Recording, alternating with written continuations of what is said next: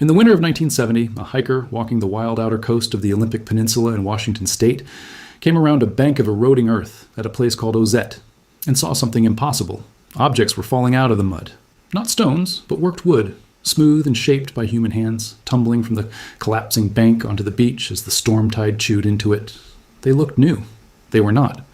For as long as anyone could remember, the Makah, whose village Ozette had been, had told of a great slide that once came down and buried part of the town long ago.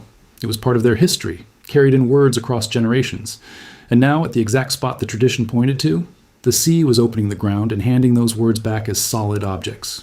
What that bank was beginning to reveal would become one of the most complete pictures of pre-contact life ever recovered anywhere in North America. So Ozette holds two records at once, laid directly on top of each other. A spoken memory of a village the mud took, and the village itself still there under the clay. What happens when you dig straight down into a story? To understand what came out of that bank, we have to start with where it is and who lived there, because Ozette is not a ruin. It is a Makah place, and the Makah are still here. Ozette sits on the outer coast of the Olympic Peninsula near Cape Alava, the westernmost point of the contiguous United States. It faces the open Pacific, backed by dense coastal rainforest, a shoreline of black rock, drift logs, and cold surf. For thousands of years, it was one of the principal villages of the Makah, a people of the far northwestern corner of what is now Washington state, whose home villages cluster around Cape Flattery and Neah Bay. The Makah are a whaling people. From cedar canoes on the open ocean, they hunted gray and humpback whales with harpoons, a practice at the very center of their culture, their diet, and their identity. That identity is written even into the treaty that ended their land claims. When the Makah signed the Treaty of Neah Bay in 1855 and ceded most of their territory, they insisted on reserving one thing by name, the right to hunt whales and seals.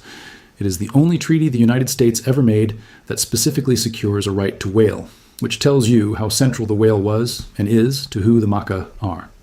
Ozette was one of their whaling villages, lived in continuously for a very long time, and it was still in use into the 20th century, and running alongside that long occupation was a memory. The Makah held an account of a great slide, a mudslide that had come down the slope behind the village at some point in the past and buried a portion of it, houses and all. This was not treated as a ghost story. It was history, a thing that had happened at a specific place to a specific community, kept in the oral record the way other peoples keep written chronicles. And that distinction matters more than it might seem, because for a long time, mainstream archaeology tended to treat indigenous oral tradition as charming but unreliable, a set of legends, rather than a source of evidence. Ozette became one of the cases that helped change that view. Here was a spoken account, passed down for centuries with no writing at all, that turned out to point at a real, datable physical event buried under the ground. When the excavation confirmed the slide, it did not just recover a village. It offered a quiet argument that the memories that people keep about their own land deserve to be taken seriously. What the storm of 1970 exposed was the physical truth of that account. Beneath the surface at Ozette, sealed in dense, wet clay, lay the remains of houses that had been buried suddenly, all at once, by a flow of mud. Radiocarbon dating would later place that burial at roughly 500 years ago. The slide had come down over a row of cedar plank longhouses and collapsed them, and then the saturated clay had done something remarkable. It had sealed the whole scene off from air. If you enjoy slow documentaries that follow a single site until it gives up its story, take a moment to subscribe, because it genuinely helps these longer videos reach the people who like them. Because that airless seal is the reason Ozette is not just another archaeological site. It is the reason almost nothing rotted. In nearly every dig in a wet climate, the organic material is the first thing to vanish. Wood, bark, plant fiber, cordage, feathers, all of it decays and disappears within years or decades, leaving archaeologists to reconstruct a whole way of life from stone, bone, and shell, the few hard things that survive. At Ozette, the mud changed that rule. By locking the buried houses in an oxygen-free shroud of clay, the slide preserved the very things that are almost always lost. When the excavation got underway, the diggers were not pulling out only stone tools. They were lifting whole cedar boxes, intact baskets, woven mats, harpoon shafts, wooden fishhooks, loom parts, and carved objects, 500 years old and looking, in some cases, as if they had been set down the week before. There were bentwood boxes still holding their contents. There were mats and hats woven from cedar bark and spruce root, their patterns fully intact. There were the small, humble things that history almost never keeps: a child's toy, a comb, a weaving loom with the work still on it. Because the houses had been crushed and sealed all at once, the objects were not scattered rubble. They sat roughly where they had been used, inside the collapsed walls of specific homes, so the excavation could read, not just a pile of artifacts, but the layout of family life, room by room. People began to reach for a comparison to explain what Ozette was, and the one that stuck was Pompeii.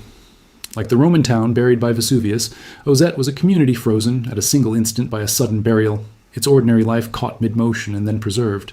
But the comparison only goes so far, because Pompeii was sealed by hot ash and stone, while Ozette was sealed by cold, wet clay, and it was the wetness that mattered. The clay kept everything soaked and starved of oxygen, and in that state the cedar and the bark and the woven fiber simply could not rot. What Vesuvius did for the architecture of a Roman town, the Ozette mud did for the soft, perishable heart of a Makah one, the very part of the past that almost always disappears. The excavation itself became a landmark, and it became one for two reasons. The first was its scale and care. The archaeologist Richard Daugherty of Washington State University led the work, which ran for 11 years through the 1970s. Because the wooden objects were so fragile and so tightly held in clay, the team could not dig with trowels and shovels in the usual way.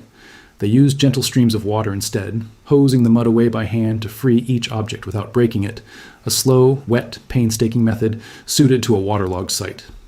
Over those 11 years, the dig recovered more than 55,000 artifacts, an almost overwhelming record of daily life in a single community. The second reason matters just as much, and it is the part that sets Ozette apart from the long, uglier history of archaeology on native land.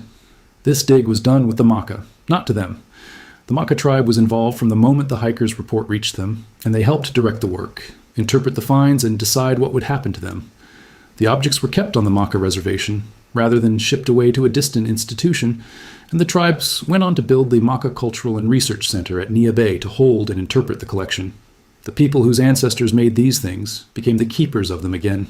So the physical case could hardly be stronger. A buried village, sealed and preserved, matching a Makah account of exactly such a burial. And this is the moment where an honest documentary has to slow down and ask how much the excavation really proves. Because it is easy to overstate even a story this good. Because the careful reading is more modest than the headline. The Makah tradition spoke of a great slide that buried part of the village. That is a real and confirmed match, but it is also, on its own, a fairly general statement, and this is a coast where slides are a genuine and recurring hazard. Steep, rain-soaked slopes above the shoreline slump and fail across the Pacific Northwest all the time. A tradition that a slide once buried houses at a coastal village is not a precise prophecy. It is a memory of the kind of event this landscape actually produces, and we should be careful not to inflate a true match into something more magical than it is. There is a second place where popular retellings often go wrong. It is tempting to tie the Ozette slide to a single dramatic cause, and the favorite candidate is a great offshore earthquake. But the radiocarbon date of the buried houses, around 500 years ago, does not line up neatly with the most famous of those events, and the trigger of the slide is genuinely uncertain. It may have been a saturated slope failing after heavy rain. It may have had a seismic push. The honest answer is that we do not know exactly what sent the mud down, and stories that pin it confidently on one earthquake are reaching past the evidence. It is worth adding that Ozette was buried more than once. Archaeologists found evidence of several mud flows at the site across its long history, not a single catastrophe, which is exactly what you would expect on an unstable coastal slope. The Great Slide the Makah remember may be one of these, or it may be a memory that gathers several of them into a single story, the way a community's account of a recurring danger often does. That does not make the tradition wrong. It makes it a record of a real and repeating hazard rather than a snapshot of one afternoon. That leaves us where this kind of history is most honest, with a real and confirmed core and a set of edges that stay blurry. Because the core, once you grant the caveats, is still extraordinary and it runs deeper than a single slide. And what Ozette confirmed was not just that a burial happened. It was the shape of Makah life across 5 centuries, in a level of detail that words alone could never carry. The harpoon gear pulled from the mud matches the whaling the Makah describe, in their own tradition and practiced into modern times. The excavation recovered the actual components of Makah whaling, the long harpoon shafts, the mussel shell blades, the sharp bone barbs, and the sealskin floats that were tied to a struck whale to tire it and keep it from sounding. This was the physical proof of a hunt that until then had lived mostly in description and memory, and it confirmed that the Makah had been taking whales from open ocean canoes at Ozette for centuries before any outsider arrived to write it down. The gear and the mud and the treaty, right reserved in 1855, are two ends of the same unbroken thread. The cedar technology, the basketry patterns, the fishing and sealing equipment, all of it lines up with a living culture rather than a vanished one. One object stands for the whole. From the mud came a large carved block of cedar in the shape of a whale's dorsal fin, inlaid across its surface with hundreds of sea otter teeth. It is a work of real artistry, and it is unmistakably the product of a whaling people who saw the whale as central to their world, which is exactly what the Makah have always said they are. This is where Ozette did something that most excavations never do. For the Makah, the dig was not the study of a dead past, but a reunion with a living one. Elders who visited the site recognized techniques their own grandparents had used. Weaving styles, fishing methods, and the design of tools came up out of the mud and matched knowledge still carried in the community.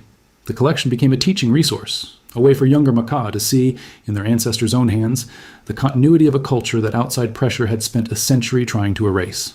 A 500-year-old village became, in a real sense, a place of renewal for the people whose ancestors had lived in it. The obvious objection is worth answering directly.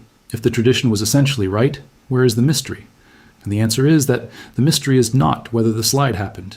It is everything the sealed ground still has not told us. Only a portion of Ozette was ever excavated. The dig closed, and much of the site was left in place, still under the clay, still holding whatever it holds. The tradition pointed at one buried moment, and the excavation confirmed it, but the village beneath is older and larger than the slice that was opened. None of this turns Ozette into a solved equation. The confirmed match is real, the caveats are real, and the ground that remains unopened is real. That is the honest position. What Ozette proves it proves completely, and what it leaves buried it leaves genuinely unknown. Here is what nobody disputes. A mudslide buried 6 longhouses at Ozette roughly 500 years ago and sealed them in clay. The Makah preserved an account of exactly such a slide. A storm reopened the site in 1970, and an 11-year excavation led by Richard Daugherty with the Makah recovered more than 55,000 preserved artifacts. The collection is now held by the Makah at Neah Bay. Those are the solid stones, and they are unusually solid. Here is where the questions begin. We do not know precisely what triggered the slide, or how many separate slides the Makah memory of a great slide may fold together. We do not know how far back the village beneath the excavated layer actually reaches, because most of it was never dug. And we do not know what else still lies sealed in that clay, waiting as the harpoons and the whale fin once waited for the sea or a future generation to bring it back into the air. Walk out to Cape Alava today, and Ozette is quiet again. The trail comes down through the coastal forest of the Olympic Peninsula, over cedar boardwalks and past mossy spruce, to a shoreline of black rock and drift logs at the edge of the open Pacific. Gray whales still pass offshore on their migration. Sea otters still work the kelp beds, the same animals whose teeth were set by the hundred into the carved whale fin now resting in a museum case at Neah Bay. The bank where the hiker once saw wooden objects tumbling out has long since been stabilized and reburied. The excavated houses return to the protection of the ground, and there is little at the surface now to tell a visitor what lies below. The ground holds what it holds. At Neah Bay, in the Makah Cultural and Research Center, the cedar boxes and the whale fin and the woven baskets sit in their cases back among the people who made them, 5 centuries old and still telling the story the Makah told first. Children from the community walk through those galleries and see the tools their ancestors held, and the loop that the storm of 1970 opened closes a little more each time they do. History is rarely settled by a single site or a single storm. It is assembled slowly, one excavation, one preserved object, one carefully kept tradition at a time, and some of it stays out of reach on purpose, left in the ground for later. Ozette sits in that space, a story confirmed and a village still half asleep under the clay. The village was buried, remembered across the centuries, and then handed back. Thank you for walking out to the Cape with me. If you want more of these, the kind that digs straight down into a memory to see what is really there, consider subscribing, because that is exactly what the next one does. Until then, a question worth sitting with. When people say, the mud once took their village, and the mud gives it back 500 years later almost whole, how much of the rest of the story is still down there, waiting under the clay?